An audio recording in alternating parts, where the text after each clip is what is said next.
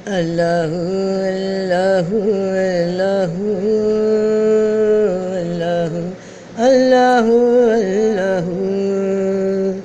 یہ زمین جب نہ تھی، یہ جہاں جب نہ تھا، چاند سورج نہ تھے، آسمان جب نہ تھا، ہو راز حق بھی کسی پہ آیا جب نہ تھا، راز حق بھی کسی پہ آیا جب نہ تھا، جب نہ تھا کچھ یہاں، جب نہ تھا کچھ یہاں تھا مگر تو ہے تو، اللہ اللہ اللہ اللہ اللہ۔ ہم کئی بار اپنے آپ سے ملتے ہیں عام زندگی میں یا خواب میں، مگر پہچان نہیں پاتے اپنی خودی کو۔ مراقبہ اپنی ذات سے شروع ہوتا ہے اور اپنی ذات میں ہی چھپے بھید دریافت کرتا ہے۔ مراقبے کی سب سے بڑی حقیقت اپنی ذات کی شناسائی ہے۔ قرآن میں مراقبہ، توجہ، دھیان، غور و فکر کا ذکر کن آیات میں آیا اور یہ کیسے کیا جاتا ہے؟ اعوذ باللہ من الشیطان الرجیم، بسم اللہ الرحمن الرحیم، السلام علیکم ورحمۃ اللہ وبرکاتہ۔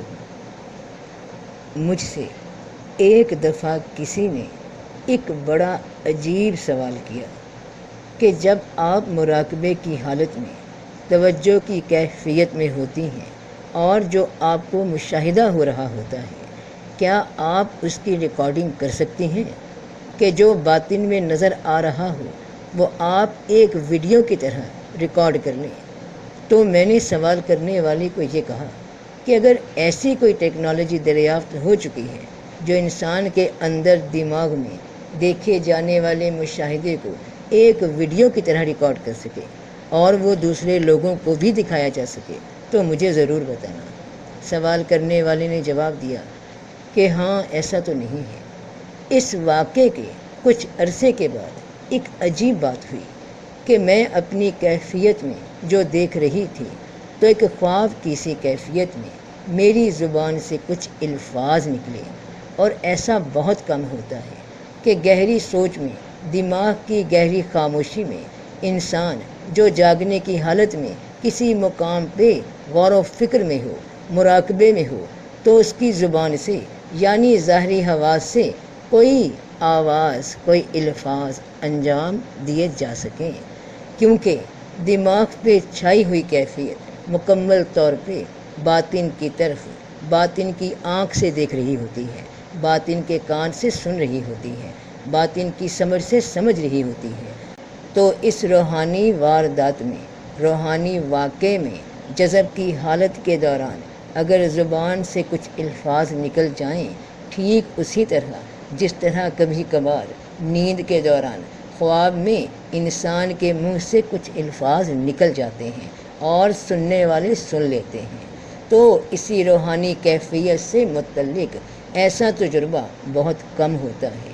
مگر کیونکہ الفاظ نکلے ملے جلے سے اور آواز ظاہر میں آئی، تو اس آواز کو ریکارڈ کرنا مشکل نہیں، ناممکن نہیں کہ جو حالت، جو کیفیت اس وقت باطن میں کچھ دیکھ رہی تھی، اور یاد رکھنا کہ باطن کی زبان کچھ اور ہے، اس کا مشاہدہ کچھ اور ہے، مگر ظاہر کی دنیا کے الفاظ میں جب باطن کے الفاظ کو سمجھا جاتا ہے تو گویا باطنی زبان کو ظاہری زبان کا لباس پہنا دیا جاتا ہے تاکہ بات سمجھ آ سکے، ان الفاظ میں آ سکے جو ہمارے زیر استعمال ہیں۔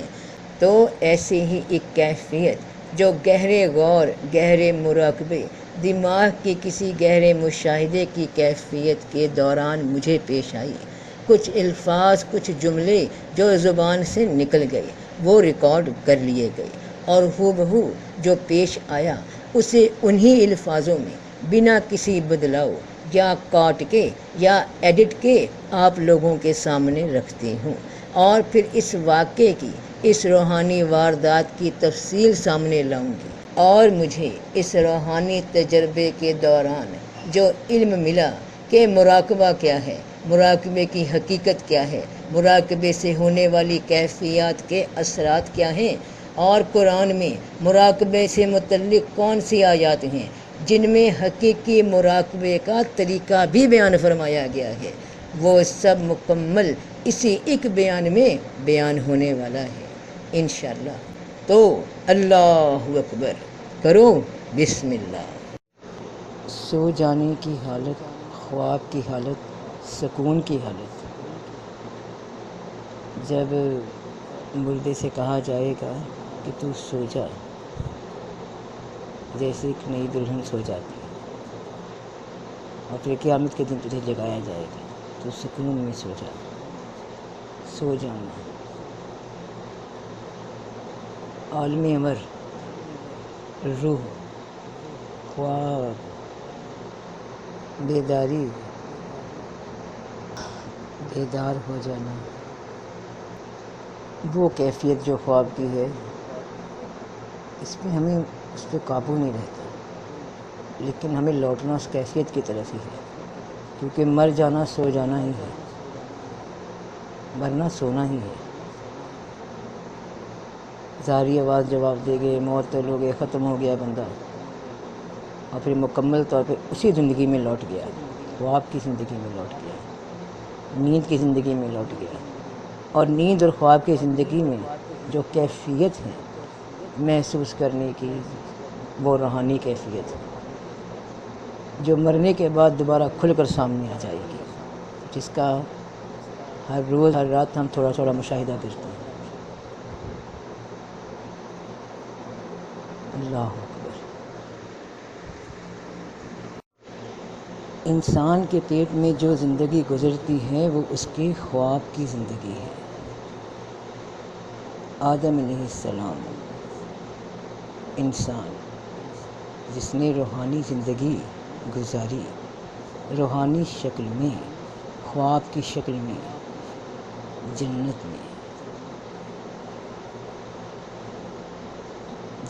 میں زندگی گزاری، خواب کی شکل میں، روحانی شکل میں جنت میں زندگی گزاری، جیسے ایک خواب کی کیفیت ہوتی ہے۔ وہیں انہوں نے غلطی کی، وہیں انہوں نے غلطی کی، جس چیز سے منع فرمایا گیا تھا، یعنی بچے کے جو ماں کے پیٹ میں زندگی گزرتی ہے وہ خواب کی زندگی ہے،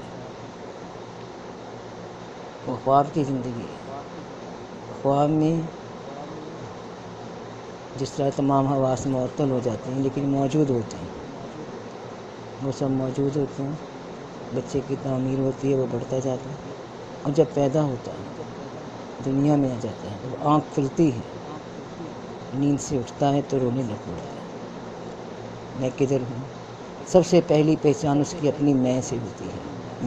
میں کون؟ میں کدھر ہوں؟ میں ہوں، میں کون، میں کدھر ہوں؟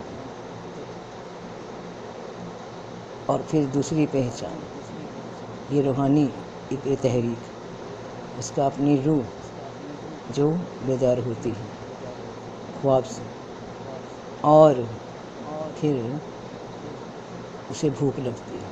سب سے پہلی اس کی ضرورت جو اس کو میں یاد کراتی کہ مجھے بھوک لگی ہے، وہ اس کے لیے رہتا ہے۔ تنہائی اللہ ہی ہے، تنہائی اللہ کا نام ہے۔ تم اپنے آپ کو کیا سرپرائز دینا چاہتے ہو؟ کیونکہ جو تبدیلی ہوتی ہے وہ اندر آتی ہے، باہر نہیں ملتی۔ اندر تبدیلی آتی ہے، پھر باہر سب چیزیں ہوتی ہیں، جو اندر ہوتا ہے وہی باہر نظر آ رہا ہوتا ہے۔ تو اس بار کیوں نہ اپنے آپ کو کوئی سرپرائز دیا جائے۔ یہ جو اپنا آپ ہے نا، یہی اپنا ہے، یہی سب سے زیادہ کلوز ہے، اسی سے ہم بات کرتے ہیں، یہی ہمیں مشورے دیتا ہے، اور اسی کے اچھے اور برے پہلو، اسی کو تو کیوں نہ اس بار اس سے کوئی بات کی جائے کہ ہمیں سے کوئی چینج دکھائیں، کوئی چینج کر کے دکھائیں، جو کمیاں ہمارے میں ہیں جسمانی طور پہ، ذہنی طور پہ، اخلاقی طور پہ، روحانی طور پہ، اسے بدل کے دکھایا جائے، اسے سرپرائز دیا جائے کہ ٹھیک ہے آؤ، میں عادت ختم کرتی ہوں، اپنے لیے ختم کرتی ہوں، اور اپنے لیے ختم ہو گئی تو ظاہر ہے پھر دوسروں کے لیے بھی ختم ہو گئی، پھر میں دوسروں کو بھی اپنی بری عادات سے بچا سکوں گی اگر میں خود کو بچا سکوں۔ تو آؤ پھر اپنے آپ کو کوئی سرپرائز دیتے ہیں کہ یہ تنہائی، یہ اپنا آپ، یہ خود کلامی، یہی سب خدا کے قریب ہے، یہی سب اللہ کے قریب ہے۔ تنہائی ہی اللہ ہے، اللہ ہے، تنہائی کا نام اللہ ہے، اللہ اکبر۔ تبدیلی باہر نہیں ہوتی، اندر ہوتی ہے۔ تمہارے اندر پیدا ہونے والی ہر تبدیلی لوگوں کو باہر ظاہر ہوتی ہے اور تمہیں اپنے اندر محسوس ہوتی ہے۔ اگر اندر تھی، کیونکہ اندر ہوئی تو باہر ظاہر ہوئی۔ نماز کی حالت میں جب سجدے میں جاؤ تو غور کرنا کہ تم اپنے سے باہر کسی ایسی ذات کو سجدہ کر رہے ہو جو نظر نہیں آ رہی۔ وہی خدا ہے، وہ رب ہے، کیونکہ وہ رب ہے اور تم بندہ، تم اس کی مخلوق ہو، اس کے خلق کیے ہوئے ہو، تبھی تم اس کو سجدہ کر رہے ہو۔ دریافت کرنا ہے جو بھی تمہیں اپنے باطن میں، وہ اپنے آپ سے دریافت کرو، اپنے آپ میں جھانکو، قرآن سے سیکھو۔ قرآن تمہاری رہنمائی کرے گا۔ قرآن کا سیکھنا، قرآن کا پڑھنا، اللہ سے باتیں کرنا ہے، اللہ سے باتیں کرنا ہے۔ سوالوں کے جواب ملتے ہیں، جواب میں جواب ملتے ہیں، سوال میں سوال ملتے ہیں۔ دریافت ساری کی ساری اپنے اندر ہے، اپنی ہی دریافت ہے، اپنی ہی دریافت ہے۔ تو آؤ اپنی ذات سے شروع کر کے قرآن تک پہنچتے ہیں، مراقبے کی جڑ تک پہنچتے ہیں۔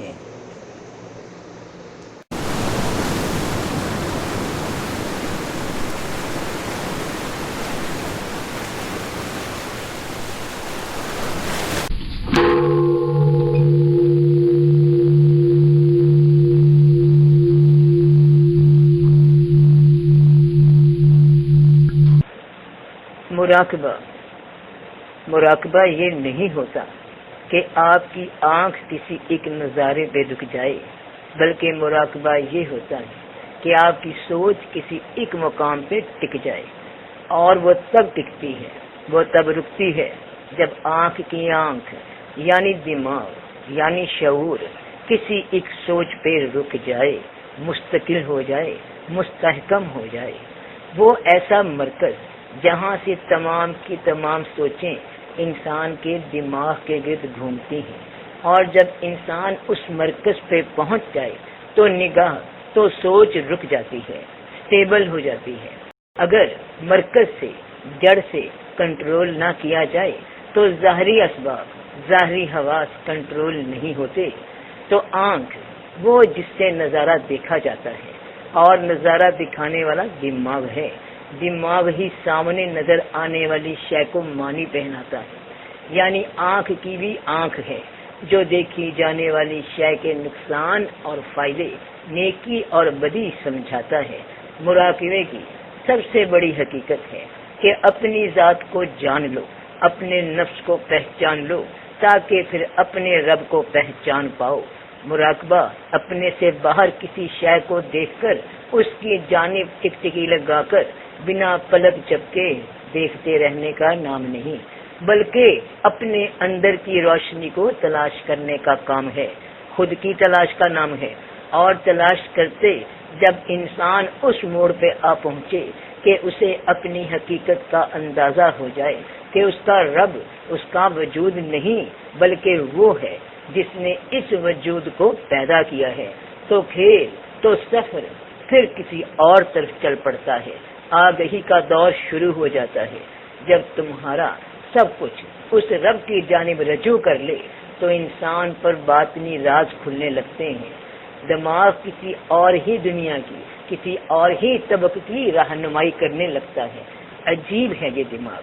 آپ صبح سویرے اٹھتے ہیں یا نیند سے جب بھی بیدار ہوتے ہیں، نیند کے دوران یہ دماغ پر سکون ہوتا ہے، اعضاء، جوارے سب سکون میں ہوتے ہیں، کیونکہ حواس معطل ہوتے ہیں، آنکھ دیکھنے کا کام نہیں کر رہی ہوتی، مگر اندر جہاں نیند ہے وہاں اسے جو نظر آتا ہے وہ سایوں کی طرح دیکھتی ہے۔ کان جو باہر کی آواز نہیں سن رہے ہوتے مگر نیند میں جس جگہ وہ ہوتا ہے وہاں کی آوازیں سنتا ہے، یعنی ظاہری حواس باطنی حواسوں میں بدل جاتے ہیں۔ اور جیسے ہی آنکھ کھلتی ہے انسان نیند سے اٹھتا ہے تو کیا ہوتا ہے، آج اس پہ غور کرنا۔ جب بھی تم نیند سے بیدار ہوگے آج اس پہ غور کرنا اور یاد رکھنا کہ اگر خود کو سمجھنا ہے تو خود پہ غور کرو۔ تم خود کو سمجھ گئے تم ہر انسان کو سمجھ جاؤ گے، اور اگر سب کو سمجھ گئے تو رب کو سمجھ جاؤ گے کہ سب کا سمجھنا اپنا سمجھنا ہے۔ آج اس پہ غور کرنا، جب بھی تم نیند سے بیدار ہوگے تو کچھ دیر کی خاموشی کے بعد نیند کی کیفیت سے باہر نکلتے ہیں، چاہے زبان آنکھ کان خاموش ہوں مگر دماغ کے اندر سائے ابھرنے لگتے ہیں، وہ سائے جو نیند میں جانے سے پہلے کے واقعات تھے۔ کبھی مختلف آوازیں دماغ میں گونجنے لگتی ہیں، وہ آوازیں جو نیند میں جانے سے پہلے سنائی دے رہی تھی۔ بہت سے خیال بہت سے واقعات ماضی کے گزرے ہوئے دماغ میں گھومنے لگتے ہیں۔ انسان ان خیالات کے لیے ان تصورات کے لیے خود سے کوئی کوشش نہیں کرتا بلکہ یہ خود بخود تمہارے دماغ کو گھیرے میں لے لیتے ہیں۔ دماغ ایک جگہ نہیں بیٹھتا کسی ایک خیال پہ کسی ایک سوچ پہ جب تک کہ اس لا تعداد آوازوں اور تصورات سے اپنے آپ کو آزاد نہیں کرواتا۔ دماغ کو سکون دینے کا طریقہ ایک ہی ہے کہ انسان اپنی توجہ کسی ایک ایسی ٹھوس حقیقت کی طرف کر لے جو اسے لاکھوں ہزاروں خیالات سے نجات دلا سکے، جو اسے لاکھوں ہزاروں سجدوں سے نجات دلا کر صرف ایک مقام پہ سجدہ کرنے کی طرف لے آئے، تو وہ ٹھوس حقیقت ایک ہی ہے، یعنی رب کا خیال۔ تم غور کرنا کہ جب جیسے ہی تمہاری سوچ اس نقطے پہ آتی ہے تو دماغ میں مچا شور اور رنگ بدلتے خیالات و روحانی واردات جو مختلف شکلوں میں رواں ہوتے ہیں، ایک بکھرے ہوئے سمندر کی لہروں کی طرح جیسے ان میں ٹھہراؤ آ جاتا ہے کسی مد و جزر کے تحت، تو رب کا خیال یہاں واقعہ بڑا ہی باریک اور لطیف ہو جاتا ہے کہ ایکچولی تم رب مانتے کس کو ہو۔ آج کے اس بیان میں مراقبے کو، توجہ کو، حقیقت کو میں قرآن کی آیات سے ثابت کرنے والی ہوں، اور توجہ کے اثرات کس طرح انسان میں باطنی قوت پیدا کرتے ہیں اس کے بارے میں تفصیل سے بتانے والی ہوں۔ اور یہ کیفیات، یہ روحانی تجربات میرے خود کی زندگی پہ گزرا تجربہ، مشاہدہ اور زمانہ حال میں جاری جو جد و جہد ہے اس کے بارے میں ذکر ہوگا۔ تو الحمدللہ رب العالمین، یہ میرے رب کا فضل ہے، میں اس کی شکر گزار ہوں۔ تو اللہ کے نام سے شروع کرتی ہوں جو بڑا مہربان اور نہایت رحم فرمانے والا ہے۔ سنو، ہاں میں کچھ سوچ رہی ہوں۔ کیا سوچ رہی ہوں؟ میں بس ایک خیال میں تھی۔ کیسا خیال؟ یہی کہ میں اپنے ہاتھوں کو دیکھ رہی تھی۔ کیا دیکھ رہی تھی؟ یہ کہ ان کو دیکھ کر ایک خیال آیا کہ کتنا شکر ہے رب پاک کا کہ اس نے مجھے یہ ہاتھ دیے۔ جب سے میں پیدا ہوئی یہ ہاتھ یہ پاؤں کتنے مددگار ہیں میرے، میں ان کی مدد سے اپنے سارے کام کر لیتی ہوں، ان پاؤں کے ساتھ جہاں چاہوں جا سکتی ہوں۔ کتنی مہربانی ہے اس رب کی جس نے مجھے یہ ہاتھ دے دیے، آنکھیں دی، کان دیے، زبان دی۔ ہاں تو یہ سچ ہے، اس میں کوئی شک نہیں۔ مگر کیا؟ ایک دم سے سوچ کسی اور مقام پہ لے گئی۔ میں نے پھر سے ان ہاتھوں کو غور سے دیکھا تو اب خیال آیا کہ میرے ہاتھ، میرے پیر، کیا میرے ہاتھ؟ کیا میں نے انہیں بنایا؟ تو ظاہر ہے کہ میں نے انہیں نہیں بنایا، یہ تو مجھے عنایت ہوئے ہیں، میری مدد کے لیے مجھے ان پہ اختیار دیا گیا ہے کہ میں ان کی مدد سے اپنا کوئی بھی اچھا یا برا عمل کر سکتی ہوں، مگر میں ان کی مالک نہیں ہوں، بلکہ ہر ایک شے کا مالک وہ ہے، وہ اللہ، وہ جو رات کو دن میں داخل کرتا ہے اور دن کو رات میں داخل کرتا ہے، اور اسی نے سورج اور چاند کو کام میں لگا رکھا ہے، ہر ایک وقت مقرر تک چل رہا ہے۔ یہی اللہ تمہارا رب ہے، اسی کی بادشاہی ہے، اور جنہیں تم اس کے سوا پکارتے ہو وہ ایک گٹھلی کے چھلکے کے مالک نہیں۔ تو جنہیں میں سبب سمجھتی ہوں کہ یہ ہاتھ، یہ میرے کام میں ان ہاتھوں سے کر رہی ہوں، تو یہ ہاتھ بھی اس کی عطا ہے، اس کا دیا ہوا سبب ہے۔ اس نے میری مدد کے لیے مجھے دیے ایک امانت کی طرح، اس نے ہی انہیں قوت دی، اور میں یہ سمجھتی رہی کہ یہ میرے ہاتھ ہیں، جبکہ مجھے تو صرف ان پہ وقتی اختیار دیا گیا ہے، بلکہ یہ سوچ، یہ خیال بھی جو مجھے آ رہا ہے یہ بھی میرا نہیں۔ یہ خیال جس ذہن میں آ رہا ہے وہ ذہن بھی اس نے دیا۔ میں اور مجھ میں موجود ہر اعضا جو میرے مددگار ہیں، مجھے زندہ رکھے ہوئے ہیں، سب رب کی ہی عطا کردہ نعمتیں ہیں اور اسی کے حکم سے ہیں، اور انہیں میں نے کس طرح برتا اس کی جواب دہی مجھے اسے دینا ہے۔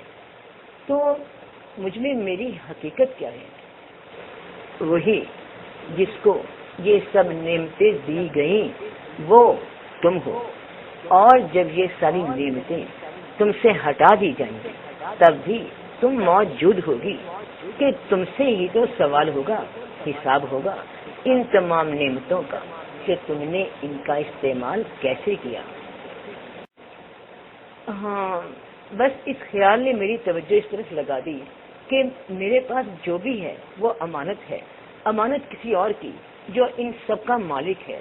تو جب ہاتھ میرے نہیں تو میں انہیں کس طرح اپنی مرضی کے کاموں میں صرف کر سکتی ہوں؟ جب آنکھ میری نہیں، آنکھ میں موجود نظر، یہ بینائی میری نہیں، تو میں انہیں کیسے اپنے نفس کی خواہش کے تحت استعمال کر سکتی ہوں اور اس کے خلاف استعمال کروں جو ان آنکھوں کی بینائی کا مالک ہے؟ بینائی دی ہوئی اس کی، اور میں اس بینائی کو کیسے استعمال کروں اس شے کو دیکھنے میں جس کو دیکھنے سے اس نے منع فرما دیا؟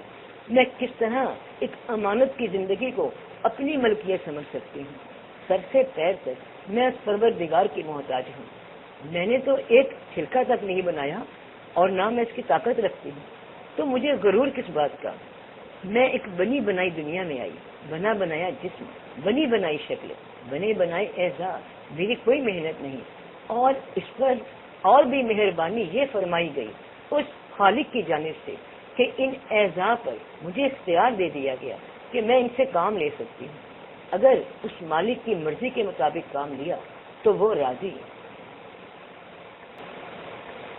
ہاں اگر اس مالک کی مرضی کے مطابق کام لیا تو وہ راضی تو سب راضی۔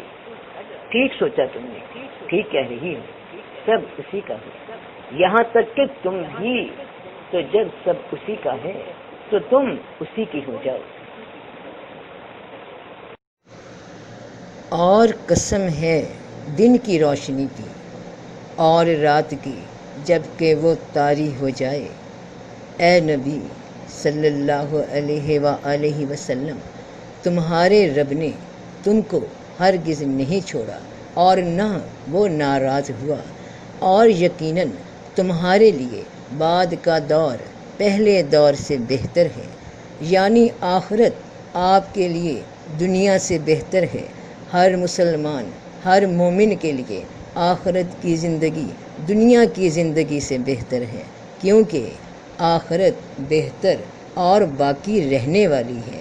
تو آخرت آپ کے لیے دنیا سے بہتر ہے، اور آپ کا رب آپ کو اتنا عطا کرے گا کہ آپ راضی ہو جائیں گے۔ کیا اس نے آپ کو یتیم نہیں پایا اور پھر ٹھکانہ فراہم نہیں کیا؟ یعنی باپ کے سہارے سے بھی محروم تھے، رب نے آپ کی دستگیری اور چارہ سازی کی، انتظام کیا، تب نہیں آپ کو اکیلا چھوڑ دیا تو کیا اب چھوڑ دیں گے؟ اور اس نے آپ کو تنگ دست پایا پھر غنی کر دیا۔ غنی کا مطلب ہے کہ اپنے سوا ان کو ہر ایک سے بے نیاز کر دیا، پس آپ فقر میں صابر اور غنا میں شاکر رہے، جیسے خود نبی صلی اللہ علیہ وآلہ وسلم نے فرمایا کہ تونگری کثرت ساز و سامان کا نام نہیں، اصل تونگری تو دل کی تونگری ہے۔ تو اور آپ کو حق کی تلاش میں سرگرداں پایا تو پھر راستہ دکھایا۔ کس تلاش میں تھے رسول پاک صلی اللہ علیہ وآلہ وسلم؟ کیا لگن تھی، کیسا شوق تھا، کیا جستجو تھی جو آپ کو تنہائی میں لے گئی، غار ہرا میں لے گئی؟ تو آپ کو حق کی تلاش میں سرگرداں پایا تو پھر راستہ دکھایا۔ کیا راستہ دکھایا؟ کہہ دو کہ میرے رب نے مجھے ایک سیدھا راستہ بتلا دیا ہے، ایک صحیح دین ہے ابراہیم کے طریقے پر، جو یکسو تھا اور مشرکوں میں سے نہیں تھا۔ بے شک ابراہیم ایک پوری امت تھا، اللہ کا فرما بردار، تمام راہوں سے ہٹا ہوا اور مشرکوں میں سے نہ تھا، اس کی نعمتوں کا شکر کرنے والا۔ اسے اللہ نے چن لیا اور اسے سیدھی راہ پر چلایا، اور ہم نے اسے دنیا میں بھی خوبی دی تھی اور وہ آخرت میں بھی اچھے لوگوں میں ہوگا۔ پھر ہم نے تیرے پاس وحی بھیجی کہ تمام راہوں سے ہٹنے والے ابراہیم کے دین پر چل، اور وہ مشرکوں میں سے نہ تھا، تو یہ راستہ دکھایا۔ جب رسول پاک صلی اللہ علیہ وآلہ وسلم اسی حق کی تلاش میں تھے جس تلاش میں کبھی حضرت ابراہیم علیہ السلام بھی تھے اور جس کا ذکر قرآن میں موجود ہے، تو آپ کو حق کی تلاش میں سرگرداں پایا تو پھر راستہ دکھایا۔ کہہ دو میں اس کا اتباع کرتا ہوں جو مجھ پر میرے رب کی طرف سے بھیجا جاتا ہے۔ کہہ دو اللہ نے سچ فرمایا ہے، اب ابراہیم کے دین کے تابع ہو جاؤ، جو ایک اللہ ہی کے ہو گئے تھے اور مشرکوں میں سے نہ تھے۔ تو حضرت ابراہیم علیہ السلام ایک اللہ ہی کے ہو گئے تھے، کیسے، کس طرح وہ اپنے رب تک رجوع پا سکے؟ وہ کیا عقل تھی، وہ کیا مشاہدہ تھا، وہ کیا علم تھا جس نے ان کے دل کو رب کی طرف مائل کر دیا؟ عام طور پہ آپ دنیا سے باہر کیا دیکھتے ہیں؟ وہی جو ہر کوئی دیکھ رہا ہے، جو یہاں موجود ہے وہ ہر انسان دیکھ رہا ہے، مگر دل کے اندر کیا موجود ہے، کسی بھی دل کے اندر کیا موجود ہے وہ ہر انسان نہیں جانتا۔ تو ہم عام انسان ہیں۔ قرآن میں جب ذکر آتا ہے کہ رسول اللہ صلی اللہ علیہ وآلہ وسلم کی ذات مبارک ہمارے لیے نمونہ ہے، قرآن میں جب ذکر آتا ہے کہ حضرت ابراہیم علیہ السلام مشرکوں میں سے نہ تھے اور ایک سیدھے راستے کی طرف ہو گئے، تو یہ روشن مثالیں، روشن نمونے ہم انسانوں کی اصلاح کے لیے اشارے دیے گئے ہیں کہ اور اللہ کی راہ میں کوشش کرو تم بھی، جیسا کوشش کرنے کا حق ہے اس نے تمہیں پسند کیا ہے، اور دین میں تم پر کسی طرح کی سختی نہیں کی۔ تمہارے باپ ابراہیم کا دین ہے، اسی نے تمہارا نام پہلے سے مسلمان رکھا تھا، اور اس قرآن میں بھی تاکہ رسول تم پر گواہ بنے اور تم لوگوں پر گواہ بنو، پس نماز قائم کرو اور زکوٰۃ دو اور اللہ کو مضبوط ہو کر پکڑو، وہی تمہارا مولا ہے۔ پھر کیا ہی اچھا مولا اور کیا ہی اچھا مددگار ہے۔ اور کون ہے جو ملت ابراہیمی سے روگردانی کرے سوائے اس کے جس کے نفس نے اسے جہالت میں مبتلا کر دیا ہو، دنیا داری میں مبتلا کر دیا ہو، ظاہر میں مبتلا کر دیا ہو، اپنے جسم میں مبتلا کر دیا ہو۔ اور ہم نے تو ابراہیم کو دنیا میں بھی بزرگی دی تھی، اور بے شک وہ آخرت میں بھی اچھے لوگوں میں سے ہوگا۔ اس شخص سے بہتر دین میں کون ہے جس نے اللہ کے حکم پر پیشانی رکھی اور وہ نیکی کرنے والا ہو گیا اور ابراہیم کے دین کی پیروی کی جو یکسو تھا، اور اللہ نے ابراہیم کو خاص دوست بنا لیا ہے۔ تو اللہ کے حکم پر پیشانی رکھی، سجدہ بھی کرنا اس کی ظاہری شکل ہے، اور باطنی شکل پیشانی، غور و فکر اپنا غور و فکر کا مرکز۔ تو کوشش کرو اللہ کی راہ میں، کیا کوشش کہ حق کو سمجھنے کی، اپنی پہچان کی، اپنے رب کی نشانیوں سے، اس کی آیات سے، وہ تلاش جو کبھی حضرت ابراہیم جناب خلیل اللہ نے کی، وہ تلاش جو جناب محمد مصطفیٰ صلی اللہ علیہ وآلہ وسلم نے حبیب اللہ نے کی، تو رب پاک نے انہیں حضرت ابراہیم علیہ السلام کی راہ دکھا دی، ان کا نمونہ دکھا دیا کہ انہوں نے کیا کیا، کس طرح اپنی سوچ، اپنی صلاحیت، اپنی توجہ، اپنا دھیان رب کی طرف مبذول کر دیا اور راہ پا گئے حق کی۔ تو اب ہوتی ہے اصل بات، اصل حقیقت مراقبے کی شروع، کہ مراقبہ کیا ہے، مراقبے کی حقیقت کیا ہے، مراقبے کی روح کیا ہے، مراقبے کی صحیح ڈائریکشن کیا ہے،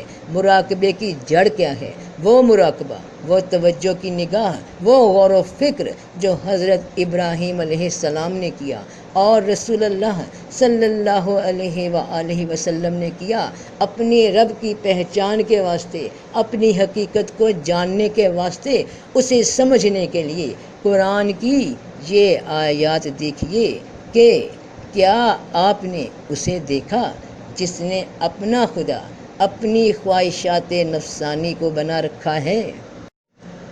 تو کیا تم نے اسے نہیں دیکھا جس نے اپنی فطری خواہشات، اپنی جسمانیات، خود کے وجود کی فریب کاریوں کو اپنا خدا بنا لیا ہے، جو وہی کرتا ہے جو اس کی خواہش اسے حکم دیتی ہے، جو اس کا نفس چاہتا ہے۔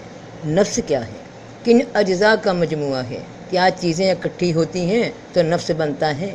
نفس مجموعہ ہے شعور کا اور جسم کا۔ انسان کی روحانی حالت اس کا شعور ہے، اور انسان کی مادی حالت اس کا جسمانی وجود ہے، اور ایک نفس، ایک انسانی جان شعور اور جسم کا مجموعہ ہے۔ اس شعور اور جسم کے ساتھ مل کر انسان کا نفس مکمل ہوتا ہے۔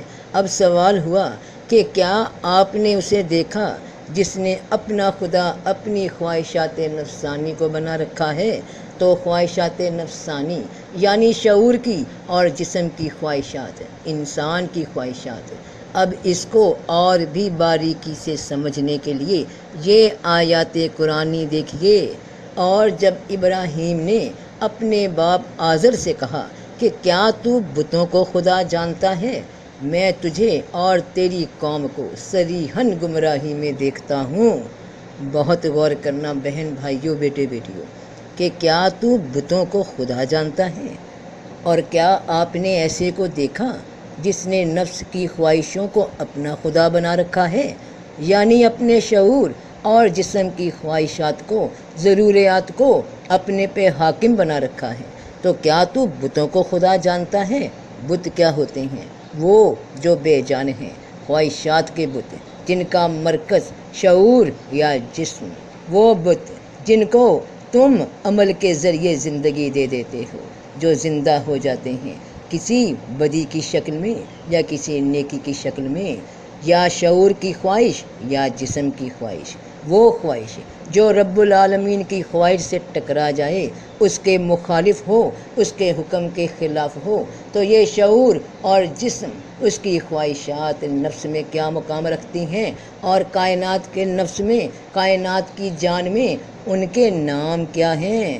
تو اور ہم نے اسی طرح ابراہیم کو آسمانوں اور زمین کے عجائبات دکھائے، اور تاکہ وہ یقین کرنے والوں میں سے ہو جائے، تو ہم نے اے نبی صلی اللہ علیہ وآلہ وسلم اسی طرح حضرت ابراہیم علیہ السلام کو آسمانوں اور زمین میں چھپی اچھی اور بری قوتوں، خیر و شر کے جوہروں کا مشاہدہ کروایا، جیسے کہ آپ کو کروایا جا رہا ہے۔ تو کیسے کہ پھر جب رات نے اس پر اندھیرا کیا تو اس نے ایک ستارہ دیکھا، کہا یہ میرا رب ہے۔ پھر جب وہ غائب ہو گیا تو کہا میں غائب ہونے والوں کو پسند نہیں کرتا۔ تو جب رات نے یعنی اندھیرے نے، لا علمی نے انہیں ڈھانپ لیا، کسے ڈھانپ لیا؟ دماغ کو گھیر لیا، تو انہوں نے ایک ستارہ دیکھا، ایک خیال دیکھا۔ ستارہ کیا ہے؟ جسے کہنے لگے کہ یہ میرا رب ہے۔ یہ احساس ان کو ان کے شعور نے دلایا، لیکن جب وہ شعور کا خیال قائم نہ رہ سکا، غائب ہو گیا۔ کیسے غائب ہو گیا؟ مزید غور و فکر کرنے سے اسی خیال میں وہ غائب ہو گیا، اس کی حقیقت نہ رہی۔ تو کہنے لگے کہ میں غائب ہونے والوں کو پسند نہیں کرتا۔ اور پھر جب چاند چمکتا نظر آیا تو کہا یہ ہے میرا رب، مگر جب وہ بھی ڈوب گیا تو کہا اگر میرے رب نے میری رہنمائی نہ کی ہوتی تو میں بھی گمراہ لوگوں میں شامل ہو گیا ہوتا۔ تو ستارہ تھا ایک وہم، ایک فریب خیال، جو شعور کی تخلیق تھا کہ یہ رب ہے، کوئی مادی نظر آنے والی شے، سامنے دکھنے والی، یہ رب ہے۔ مگر وہ خیال مسلسل غور کرنے پہ ٹوٹ گیا، اور پھر اس ستارے سے بھی بڑی ایک اور روشنی نظر آئی، یعنی چاند، یعنی اس سے بھی بڑا خیال، چاند یعنی انسانی وجود میں پیدا ہونے والے جذبات، انسان کی جذباتی شناخت، احساسات، محسوسات، ضروریات۔ چاند یعنی نور کی حیثیت سے انسان کے جذباتی پہلو کو کنٹرول کرنے والا، کشش ثقل کی طاقت سے دماغ کا وہ خطہ جو بنیادی طور پر جذباتی عمل سے وابستہ ہے۔ تو جب وہ خواہشات ان پر چھائیں تو کہا کہ یہ میرا رب ہے جس کے کنٹرول میں میں ہوں۔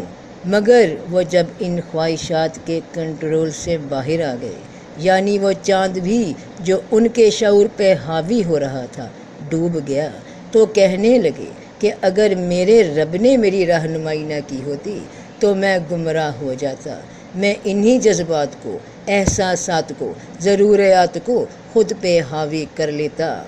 بہن بھائیوں، بیٹے بیٹیوں، بڑا غور کرنا کہ آپ نے فرمایا کہ جب چاند چمکتا نظر آیا تو کہا یہ ہے میرا رب، مگر جب وہ بھی ڈوب گیا تو کہا اگر میرے رب نے میری رہنمائی نہ کی ہوتی تو میں بھی گمراہ لوگوں میں شامل ہو گیا ہوتا۔ اب وہ کس کو رب کہہ رہے تھے؟ کس نے ان کی رہنمائی کی؟ تو پھر جب آفتاب کو چمکتا ہوا دیکھا تو کہا کہ یہی میرا رب ہے، یہ سب سے بڑا ہے۔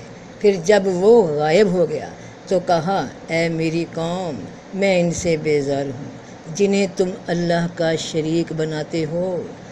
یعنی کہ اگر میرا رب مجھے گائیڈ نہ کرتا تو میں اس چاند کو، اس جسم کو، اپنے ان جذبات کو، ضروریات کو خدا مان لیتا۔ لیکن شکر ہے کہ میرے رب نے میری رہنمائی کی۔ تو رہنمائی کس نے کی؟ کس کو رب کہہ رہے تھے؟ آفتاب کو، سورج کو۔ یعنی جب انہوں نے کہ اس سورج نے، اس آفتاب نے، اس میرے دماغ نے، میری عقل نے مجھے مطلع کر دیا، مجھے گائیڈ کر دیا کہ یہ رب نہیں ہے، یہ ستارہ، یہ چاند۔ تو جب انہوں نے سورج کو طلوع ہوتے دیکھا، سورج یعنی ان کا دماغ، تو انہوں نے کہا کہ یہ ہے میرا رب جس نے مجھے بر وقت اطلاع دے دی، میری عقل نے، کہ ستارہ اور چاند خدا نہیں، تمہارا وہم، تمہارے جذبات، تمہاری ضروریات خدا نہیں، بلکہ خدا تو یہ ہے جس نے مجھے آگاہ کر دیا، یہ میرا دماغ، یہ سورج جو ستارے اور چاند سے بہت بڑا ہے، جو سوچ رکھتا ہے، جو غور کرتا ہے، بہت روشن ہے، تو یہی میرا خدا ہے۔ مگر جب یہ خدا بھی، یہ سورج بھی ڈوب گیا، غائب ہو گیا، سو گیا، نیند کی حالت میں چلا گیا، تو پھر جب انہیں یہ احساس ہوا کہ دماغ میں بھی کمی ہے، کوئی اور طاقت ہے جو اس ستارے، چاند اور سورج سے بھی بڑی ہے، جو انسان کی جذباتی اور شعوری حالت کو تب بھی قائم رکھتی ہے جب دماغ نیند میں ہو، ڈوب چکا ہو، مر چکا ہو وقتی طور پہ، تو وہ اصل طاقت ہے، وہ رب ہے جو اسے قائم رکھے ہوئے ہے اس دماغ کو، اور وہی خدا ہے، وہی خدا ہے جو آنکھ کی آنکھ یعنی دماغ کا بھی خدا ہے، جو اسے مشاہدہ دیتا ہے، ہدایت دیتا ہے، جو اسے جگاتا ہے، جو اسے سلاتا ہے، اسے زندگی دیتا ہے، اسے موت دیتا ہے۔ آنکھ نے کچھ دیکھا، شعور نے اسے مطلب پہنا دیا، تو یہ آنکھ دینے والا کون؟ یہ شعور کو سمجھ بنانے والا، اسے راستہ دکھانے والا کون؟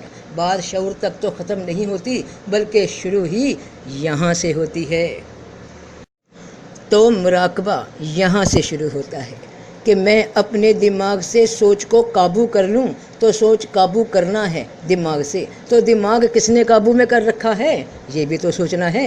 تمہاری کہانی دماغ سے تھوڑا شروع ہوتی ہے، یہ تو تب شروع ہوتی ہے جب دماغ دیا جا رہا تھا، اس کی تعمیر کی جا رہی تھی، تو جس نے یہ تعمیر کی، جس نے یہ دماغ دیا، جس نے اسے تخلیق کیا، وہ اس دماغ کا رب ہے۔ تو دماغ کو، اس کو بنانے والا، اسے خوبیاں دینے والا بھی تو کوئی ہے، جس کے کنٹرول میں یہ سب ہے، جس کے کنٹرول میں تمہارا دماغ بھی ہے، وہ جو اسے گائیڈ کر رہا ہے، جس دماغ پہ تمہارا میرا انحصار ہے، جسے میں سب کچھ سمجھ رہا ہوں کہ یہ سورج ہے جس سے ہر شے روشن ہے، جس میں بڑی قوت ہے، مگر جب وہ سورج ڈوب جاتا ہے تو پھر اس کو ڈبونے والا ہی اصل طاقت کا مالک ہے، جو اس دماغ کو میری مرضی کے بنا ہی سلا دیتا ہے۔ میرا زور کب چلا، کب چلتا ہے نیند پہ؟ کون سا طاقتور سے طاقتور آدمی آج تک اس جہان میں آیا جس نے نیند پہ قابو کر لیا، دماغ کی وقتی موت پہ قابو کر لیا؟ تو جب ایسا کوئی نہیں تو سب سے یکسو ہو کر میں نے اپنے منہ کو اسی کی طرف متوجہ کیا جس نے آسمانوں اور زمین کو بنایا، اور میں شرک کرنے والوں میں سے نہیں ہوں۔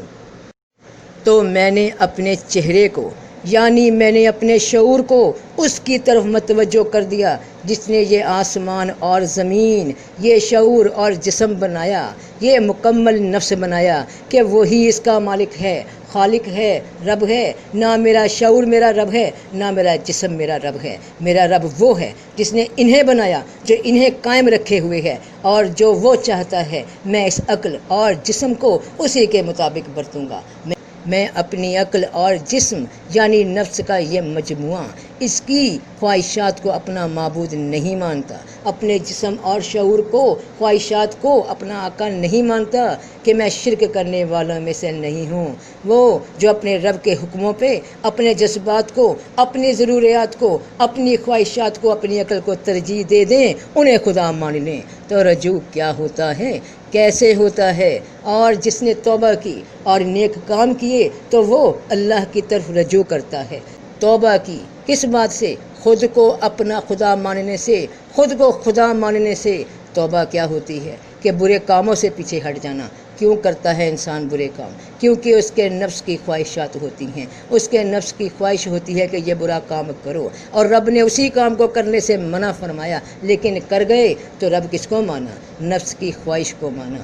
تو توبہ کر لی خود کو خدا ماننے سے کہ آج جن ہاتھوں پیروں کو اپنا سمجھ کر ان سے گناہ کروا رہے ہو، تو ان کو استعمال کرنے کی طاقت بھی کہیں اور سے آئی ہے، رب نے عطا کی ہے۔ تو سب سے یکسو ہو کر میں نے اپنے منہ کو اسی کی طرف متوجہ کیا جس نے آسمانوں اور زمین کو بنایا، اور میں شرک کرنے والوں میں سے نہیں ہوں۔ تو اپنے وجود کی ہر طاقت سے، ہر اختیار سے اپنی توجہ ہٹا کر میں اس ہستی کی طرف متوجہ ہوا جس نے مجھے وجود دیا، وجود کو اختیار دیا، تو میں اس کے دیے ہوئے اختیار کو اس کے خلاف کبھی استعمال نہ کروں گا، کبھی اپنے نفس کو اس کا شریک نہ بناؤں گا۔